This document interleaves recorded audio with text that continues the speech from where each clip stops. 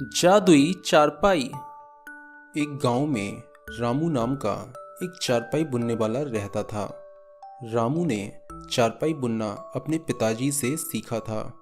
रामू चारपाइयों में कई तरह की रंग बिरंगी डिजाइन डालकर बहुत सुंदर चारपाई बनाता था। कुछ लोग अपनी चारपाई बुनवाने के लिए रामू को घर से बुलाकर ले जाते। अरे भाभी जी, रामू भैया हैं, एक चारपाई बनवाना है। हाँ हैं तो नहाने गए हैं। अच्छा, नहा लें तो हमारे घर भेज देना। ठीक है भैया, चाय पी लीजिए। नहीं भाभी, चाय नहीं। अगर किसी दिन घर पर कोई काम ना होता तो रामू गलियों में जाकर आवाज मारता, चारपाई बनवा लो, चारपाई, डिजाइनदार चारपाई बनवा लो।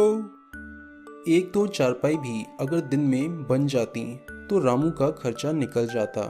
रामू अक्सर अपनी पत्नी को बाजार से साड़ी लेकर घर पहुंचता। एक बार रामू एक बहुत सुंदर नई साड़ी लेकर घर पहुंचा तो पड़ोस वाले शेरू की पत्नी रामू के घर मौजूद थी।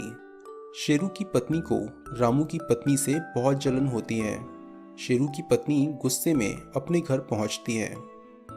तुम कब मुझे साड़ी लाकर दोगे? यह चने बेचने के काम से तो हम गरीब ही रह जाएंगे। रामू भैया जैसा कुछ काम करो। रामू की पत्नी के पास साड़ियों का पूरा कलेक्शन है, आज देख रही थी मैं। मुझे तो बड़ी बेइज्जती झेलनी पड़ती है। अपनी पत्नी की बातें सुनकर शेरू को बहुत बुरा लगा। शेरू अपने घर से बाहर आकर बैठ जाता है।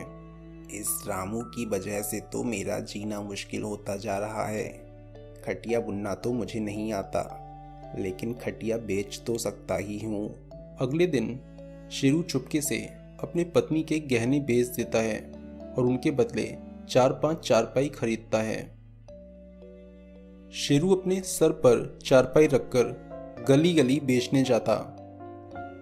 चारपाई बुनवाने की जरूरत नहीं है, लीजिए रेडीमेड चारपाई। लेकिन कोई भी शेरू की चारपाई नहीं खरीदता। लोग अभी भी रामू को बुलाकर चारपाई बनवाना पसंद करते। ये क्या, कोई मेरी चारपाई पसंद नहीं कर रहा। शेरू निराश होकर घर पहुंचता है।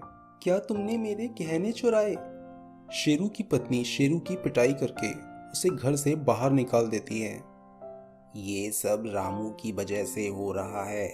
शेरू गुस्से में रामू के घर में घुस जाता है।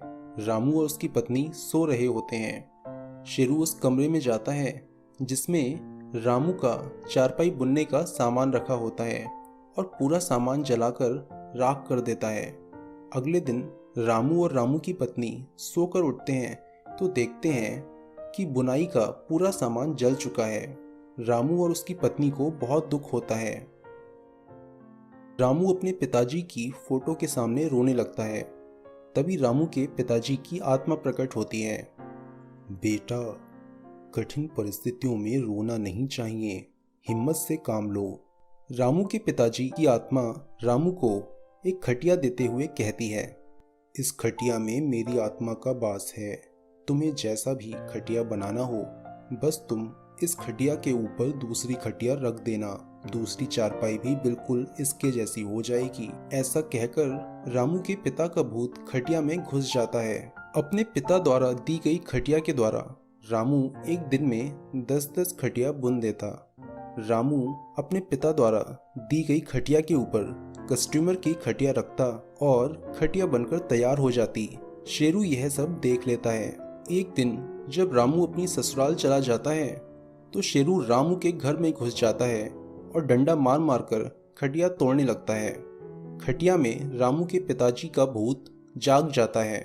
अब रामू जितने भी डंडे खटिया में मारता, डंडा खटिया से टकराकर वापस रामू के सिर में लगता। शेरू को गुस्सा आता है। वह खटिया के ऊपर चढ़ जाता है और जोर जोर से खटिया पर कूदने लगता है। खटिया उसे इतना ऊपर उड़ा देती है कि उसका सर छत से टकराता है और फिर वह नीचे जमीन पर गिरता है। अरे मर गया रे। फिर शेरू एक रस्सी खटिया में बांधता है और फिर रस्सी से खींचकर खटिया को अपने घर ले जाने की कोशिश करता है, लेकिन खटिया हवा में ऊपर नीचे उठने गिरने लगती है। शेरू का सर कभी छत पर लगता है तो कभी कमरे की जमीन पर।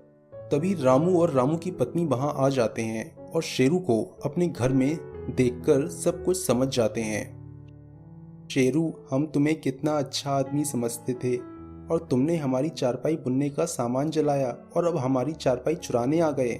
मुझे माफ़ कर दो रामू भैया, अपनी पत्नी की वजह से मैं बहुत परेशान हो गया था।